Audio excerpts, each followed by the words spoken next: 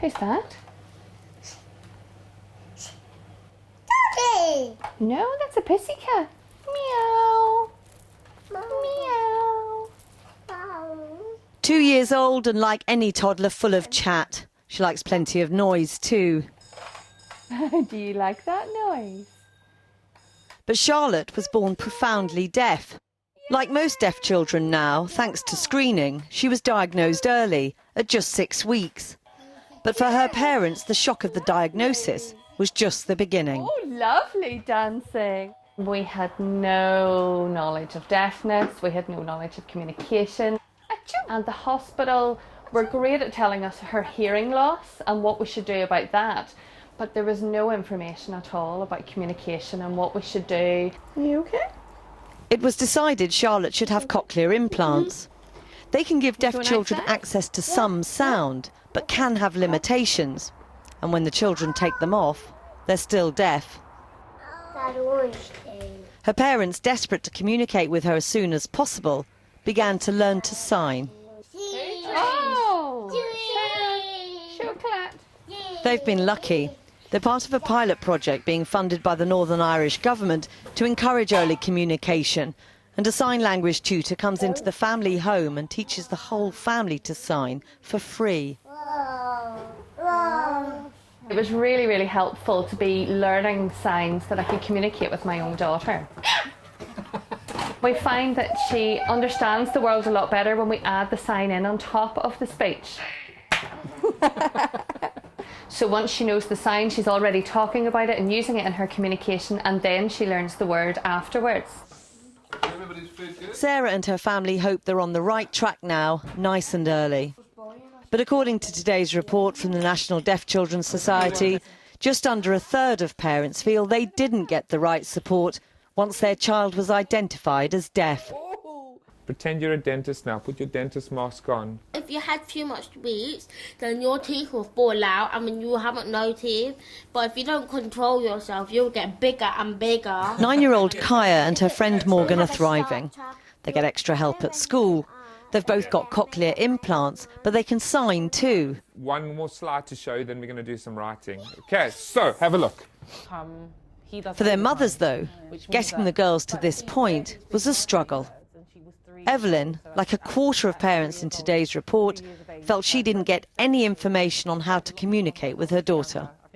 It was very much, let's just get her on track to having hearing aids. And there wasn't really much about anything else. A child having a cochlear implant, they're not the same as you and I. That's a real misconception that people have. And I have it in the street. Even if I meet family members and they're, in the very beginning, they're like, oh, so she can hear now. Yeah. Both mums say signing would have been helpful, but neither could afford it. The main barrier to parents learning British Sign Language is cost. To communicate fully can cost thousands. There is a substantial amount of time in a day where I am communicating with Kaya as a deaf child, and I can't speak sign language. She can, but we're not communicating. I should be able to speak her language, but I haven't been given the opportunity to access the resources to do that, and there's no way that I could possibly afford Paying that. over £3,000 to have a conversation with a child is... It's really, I think that's a shame. Almost 3/4 of preschool deaf children fail to achieve a good level of development. At Alma Park Primary School in Manchester, as elsewhere, many deaf children arrive with language delays. Once upon a time... Here, they try to level the playing field. Who lived on a farm? Arriving at school at the age of 3.5 or 4 with no or virtually no language does have an impact on our children. It means that they need to acquire very accelerated learning in the first couple of years to be able to catch up with their peers, and that's a very big ask. The children learn British Sign Language alongside their other subjects, and results show it helps improve their reading and writing. But it's not just the deaf children who are taught to sign. The hearing children benefit from being able to communicate with their deaf peers. It makes them more accepting of disabilities, and I think it encourages them all to feel that everybody's equal. But despite good work in schools like this, everyone is not equal. Deaf children are still almost twice as likely to fail to get 5 good GCSEs, including English and maths, as other pupils. Rebecca Afari is one of those young people. She's getting ready to resit her English language. Profoundly deaf since birth, her family paid to learn to sign. But in school, she says, there still wasn't enough support to give her the same chances as her friends.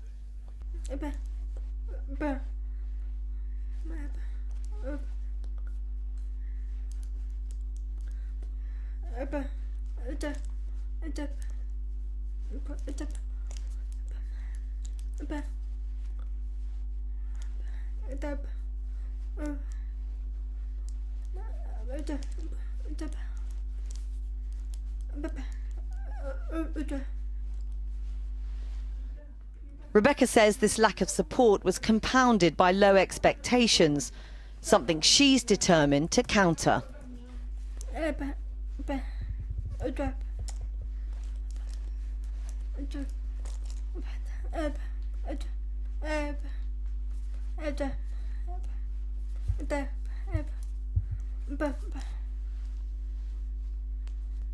Sit, ears off. Back in Northern Ireland, and Charlotte's family want that to be true for her too, that she'll be able to do anything she wants. They hope that getting her communicating as early as they can will give her the very best start. Good night. I love you. Mwah.